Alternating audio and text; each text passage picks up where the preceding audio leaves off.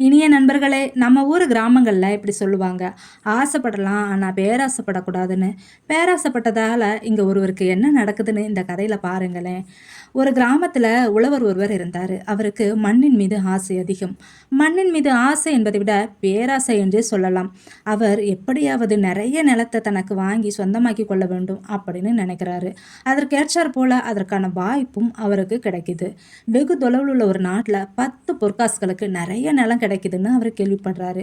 இப்போ 10 பொற்காசுகளுடன் அந்த நாட்டை நோக்கி பயணித்து அங்கு சென்று அங்கிருந்த ஊர் பெரியவர்களை பார்த்து, நான் நிலம் வாங்க வந்திருக்கேன் அப்படின்னு சொல்லி தன் நோக்கத்தையும் சொல்லி 10 பொற்காசுகளை அவங்க கிட்ட தாராரு.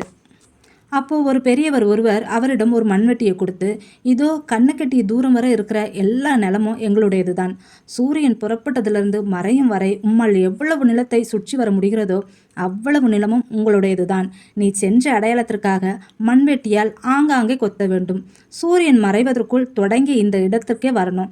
அப்படி வராவிட்டால் உங்கள் பணத்தை நீங்கள் இழக்க வேண்டியிருக்கும் என்று அந்த ஊர் பெரியவர் சொல்கிறாரு. என்னது, ஒரு நாள் சுற்றக்கூடிய நிலம் அனைத்தும் எனக்கு சொந்தமா? அவருக்கு மகிழ்ச்சி தாங்க முடியல. இப்போது காலை சூரியன் புறப்பட்டதும் மூச்சிறைக்க வேகமாக ஓடுறாரு. ஆங்காங்கே மண்வெட்டியால் கொத்தி அடையாளமும் செய்கிறாரு. நண்பகல் வரை ஓடிக்கொண்டே இருந்தார். நிற்கவும் இல்லை, இளைப்பாறவும் இல்லை. நேரம் ஆகி கொண்டே இருந்தது. திரும்ப வேண்டும் என்ற எண்ணம் இல்லாமல் ஓடிக்கொண்டே இருந்தாரு. கொஞ்ச நேரத்துக்கு பிறகு தாகத்தாலும் பசியாலும் துடிச்சாரு. இருந்தாலும் கொஞ்ச நேரம் நடக்கிறதும் கொஞ்ச நேரம் ஓடுறதுமா ஓடிக்கொண்டே இருந்தாரு. இப்போதான் நான் சூரியன் மறைவதற்குள்ள தொடங்கி இடத்தை அடையணும், இல்லைன்னா எல்லாத்தையும் இழக்க வேண்டியது வரும். மீண்டும் வாய்ப்பு இது மாதிரி வாய்ப்பு கிடைக்காதுன்ற நினைவு அவருக்கு வருது. உணவோ தண்ணீரோ சாப்பிடாத அவர் உயிரை கையில் பிடித்து கொண்டு தொடங்கிய இடத்தை நோக்கி வேகமாக ஓடத் தொடங்கினார். இப்போ சூரியன் மறைவதற்கும் அவர் தொடங்கிய இடத்தை அடைவதற்கும் சரியாக இருந்தது. மகிழ்ச்சிதான். ஆனால் சற்றும் எதிர்பாராத நிலையில் கீழே விழுந்து அவர் இதயம் வெடித்து அங்கேயே இறந்து விட்டார். அவர் இறந்து விட்டார் என்பதை உணர்ந்த ஒரு பெரியவர், என்ன மண்ணாசை இவனுக்கு, தன்னை புதைப்பதற்கு 6 அடி நிலம் போதும் என்பதை உணராமல் இவ்வளவு ஆசைப்பட்டானே, அளவுக்கு மீறிய பேராசை அவனுக்கு ஆபத்தாய் போனதே என்றார். இனிய மக்களே, கதை எப்படி இருக்கு? இந்த கதை நமக்கு உணர்த்தும் செய்தி பேராசை பெருநஷ்டம் ஆகிடும் என்பதைத்தான்.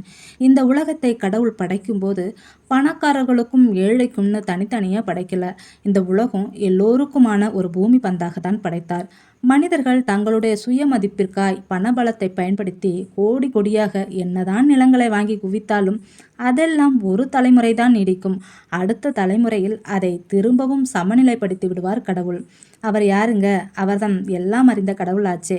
இப்போ இந்த கதையில் வரும் உழவரின் வாழ்க்கை பயணத்தில் மண் மீது மிகுந்த ஆசைப்பட்டாரை தவிர தன் வாழ்க்கை பயண பாதையில் விளிம்பு நிலையில் இருக்கும் எந்த திக்கற்றவரையும் துன்பப்படுவோரையும் அவர் கண்டுகொண்டதாக எந்த ஒரு தகவலுமே இல்லை. அவர் நோக்கமெல்லாம் நிறைய நிலங்களை வாங்கி சேர்ப்பது தான். அது கூட பரவாயில்லை. நான் வறண்ட பிறகும் வயிறு பசித்த பிறகும் கூட தன் மீதே தனக்கு கூட இரக்கம் காட்ட மறந்து விட்டார். பேராசை நியாயமான தேவைகளை கூட மறக்கடித்து விடுகிறது என்று சொல்லி கதையை நிறைவு செய்கிறேன். மீண்டும் மற்றொரு கதை காணொளியில் சந்திப்போம்.